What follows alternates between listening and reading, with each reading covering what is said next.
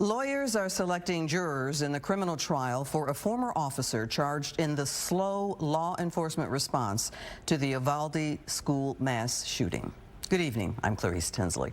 Prosecutors say Adrian Gonzales ignored his training and failed to act when a teenage gunman opened fire, killing 19 students and 2 teachers. Gonzales pleaded not guilty to child abandonment and endangerment charges. Fox 4's Alex Boyer is in our newsroom with details. Alex.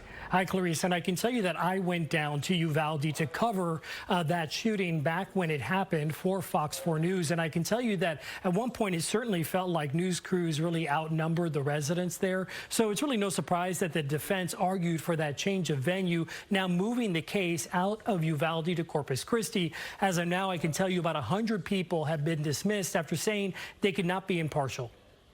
Some 400 potential jurors showed up to the Nueces County Courthouse in Corpus Christi Monday for jury selection in the case against former Uvalde school police officer Adrian Gonzales. This will be a very challenging jury to seat. Allison Richardson is a jury consultant not involved in this case. The defense was able to get the trial moved some 200 miles away, arguing that Gonzales would not get a fair trial in Uvalde, a town of just 15,000 people. It's pretty unusual. But in this case, it's my understanding that the district attorney in Uvalde did not oppose it. Gonzales was one of the first police officers to arrive at Robb Elementary School. He testified to lawmakers that he could smell the gunpowder in the building during the mass shooting. 19 students and 2 teachers were killed. Officers waited more than an hour before confronting the gunman. Now Gonzales faces 29 counts of child abandonment or endangerment.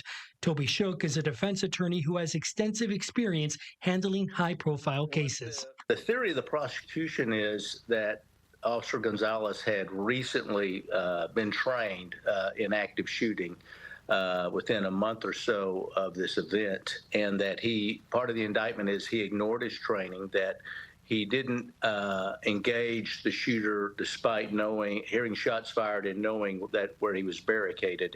We got a copy of the 2-page jury questionnaire.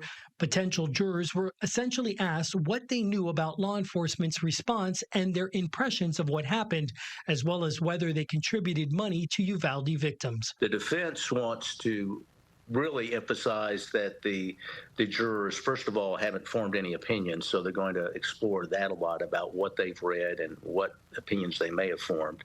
Richardson adding, I would just say the questionnaire had some great questions on it.